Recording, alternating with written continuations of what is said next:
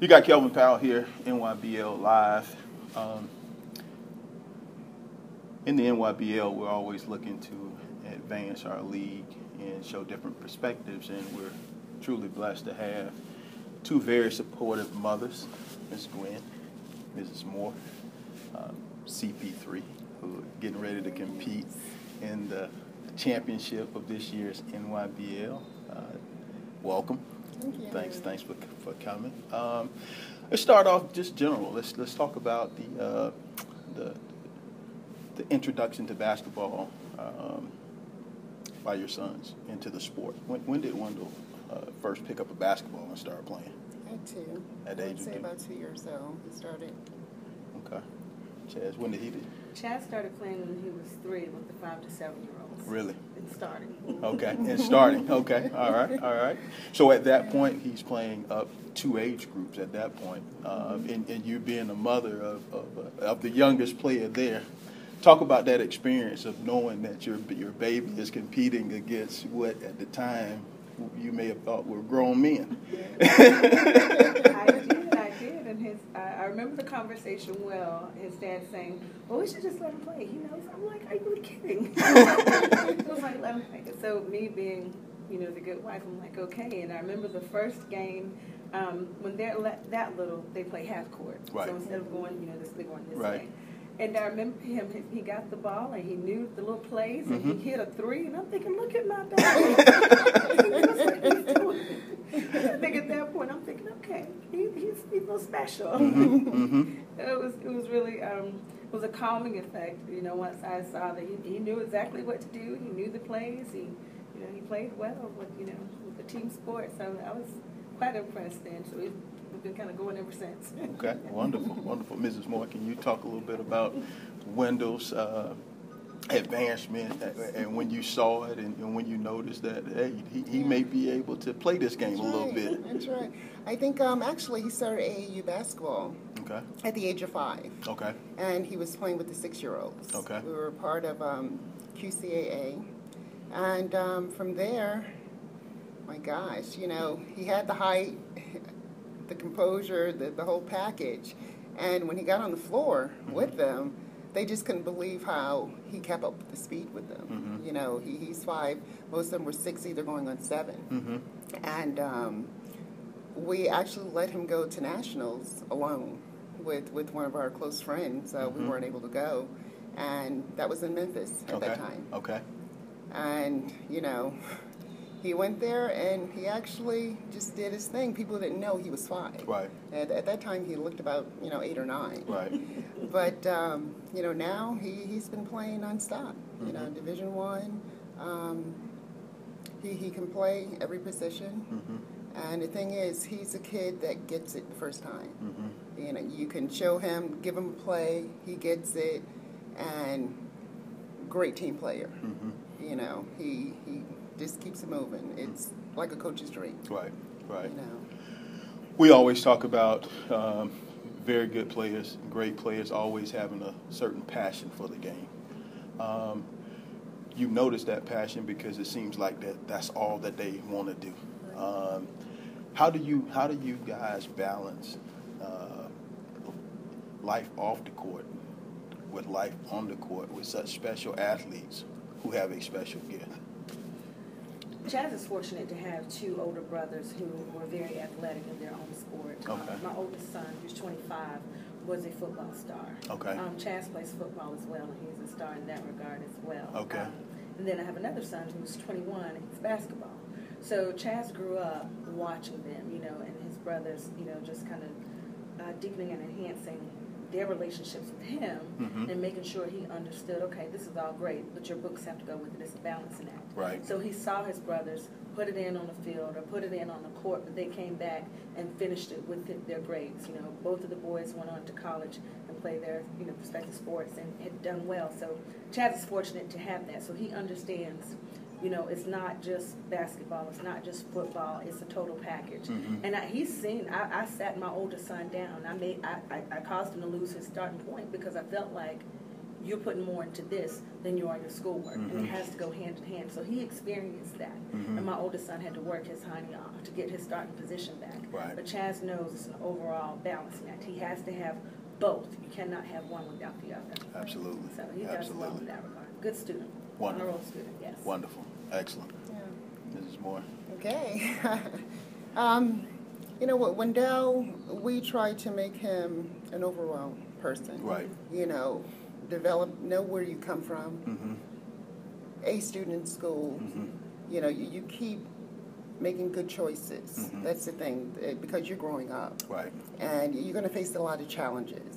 So we really teach that independency, because we're not there with you 24/7. But we want to be able to trust that you're going to make that right decision. And where you are as of today, and your caliber in the basketball world, you know, people are looking at you differently. Right. And, you know, you have to prepare yourself on how to carry yourself in public, Right. how to speak, Right. how to dress, Right. You know, and just be that role model in school. Right. It's not saying I'm this or that, but it's basically showing leadership. Right. You know, Right. not to be a follower, but you make your own decisions. Right. Because wherever you go in life, wherever your career is, if you like basketball, make sure you have a backup. Because you may get injured, or, you know, basketball may just take you to another path. Right. But also just make sure that you have something to lean on and a good investment financially. So, you know, be ready. Right. So it's being just more prepared at that age, and you're building that, you know. Right. I've followed basketball pretty much all my life. I've worked with Slam Magazine, ESPN. I'm on the McDonald's Selection Committee, so I have a true passion for the sport. And one of the things that I've noticed over the last few years, and it just happenstance, is that two of the last 4 MVPs of the NBA, Derrick Rose 3 years ago and Kevin Durant this year, during their acceptance speech of the MVP, spoke of their mothers. Absolutely. And Kevin's was just so emotional, and Derrick's was as well, but Kevin's went to a whole nother level when he spoke of his mother being the MVP. And I just thought that was one of the most touching moments that I've ever experienced in basketball. And because of that, I think that sometimes, as males, that we have a certain caveman, you know, aggressive nature about us that is win at all costs, is fight through. But here it is, the MVP of a sport that we love, speaking of their mothers. Talk a little bit about when you're talking to Chaz and when you're talking to Wendell about being a man, about being a future husband, a future father, a big brother, a little brother, being respectful.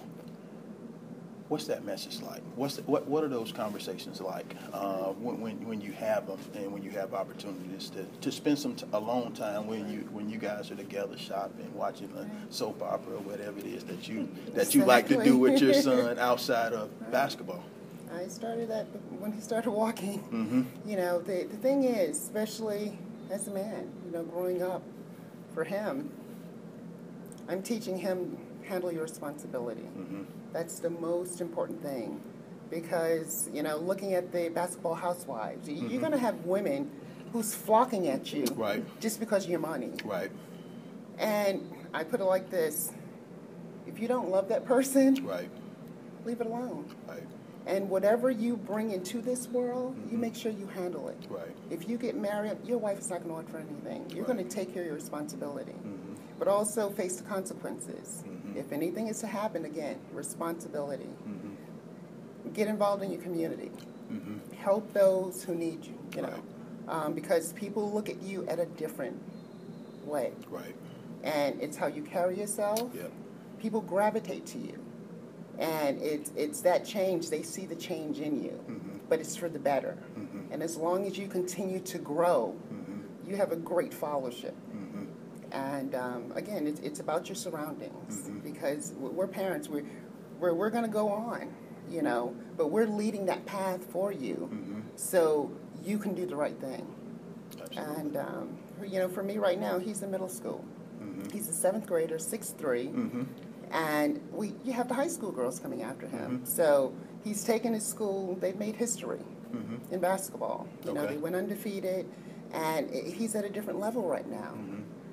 And he's really, you know, he's at that puberty. Right.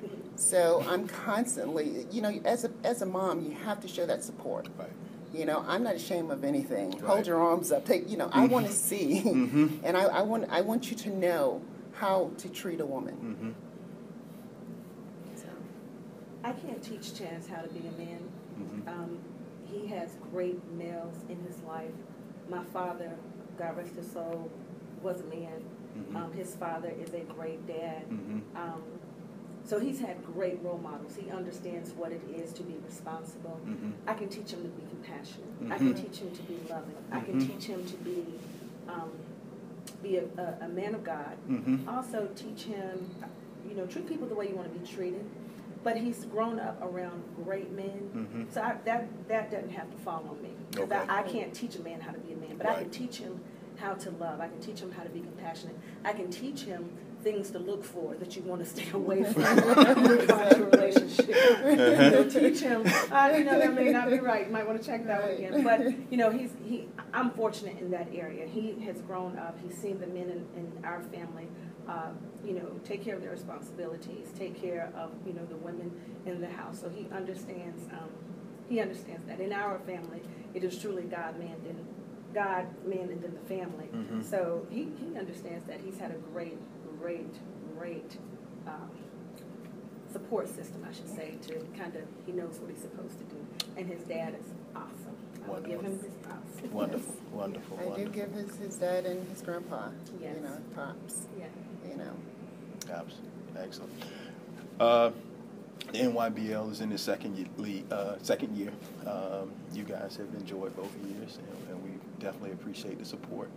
For those mothers out there and those parents out there who don't know about the NYBL, talk about from where you guys, you know, we've talked to coaches, we've talked to the dads, we've talked to the players. Here's our opportunity to talk to the mothers and the family.